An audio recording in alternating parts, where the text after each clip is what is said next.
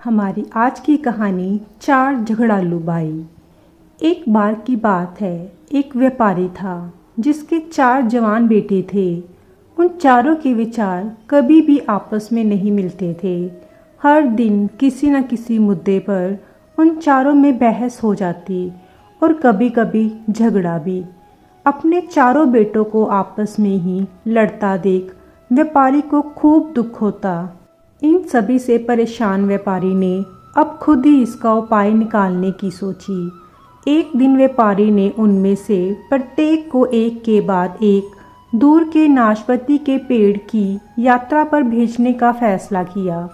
प्रत्येक बेटा अलग अलग मौसम में उस पेड़ के पास गया और उसका निरीक्षण करके आया। पहला बेटा बसंत ऋतु में, दूसरा ग्रीष्म में और इसी तरह तीसरा वर्षा और आखिरी शरद ऋतु में इस पेड़ के पास गए। वर्ष के अंत में पिता अपने बच्चों को एक साथ लाया और उनसे पूछा कि उन्होंने क्या देखा है। वो एक एक करके सबके सामने बताए। जिस बेटे ने सर्दियों में यात्रा की थी उसने भूमि के सामने कठोर और बदसूरत खड़े मुड़ और बंजर पेड़ के बारे में बताया। पुत्र जो बसंत में गया था वो उससे असहमत हुआ। उसने कहा कि पेड़ मोहरों से भरा हुआ था और उसकी शाखाओं में नई कलियां खिलने को थी। तीसरा बेटा जो गर्मियों में यात्रा कर चुका था वो उन दोनों से असहमत हुआ। उसने जो नाशपाती का पेड़ देखा था वह सुंदर फूलों से ढका हुआ था, जो दिव्य दिखता था और महकता था। अंत में अंतिम पुत्र जिसने पतझड़ में यात्रा की थी फिर से उन तीनों से पूरी तरह से असहमत हो गया।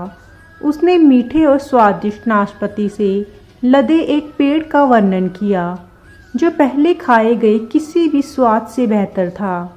पिता ने ध्यान से सुना। उसने अपने चारों पुत्रों की सब बातें सुनी। उन सभी ने नाशपाती के पेड़ का अलग अलग वर्णन किया और अंत में पिता ने कहा कि वह सभी सही थे, क्योंकि उन्होंने नाशपाती के पेड़ के जीवन का केवल एक ही मौसम देखा था। जिस तरह पेड़ को केवल वर्ष के अंत में ही एक पूरी तरह से मापा जा सकता है, हर मौसम में अडिग खड़े रहने के बाद जिस तरह अंत में पेड़ को फल नसीब होते हैं, वैसे ही मनुष्यों के साथ भी होता है। बेटों ने सुना और समझा। उस दिन के बाद वे किसी भी विषय या मुद्दे पर अपनी अपनी राय देते, बजाय एक दूसरे के साथ झगड़ा या एक दूसरे को जज करने के। वे सब एक दूसरे का पॉइंट ऑफ व्यू भी समझने की कोशिश करते। मोरल ऑफ द स्टोरी, हम अपने जीवन में देखते हैं कि हम कोई एक पहलू के आधार पर खुद को या दूसरों को बहुत जल्दी आंकने लगते हैं।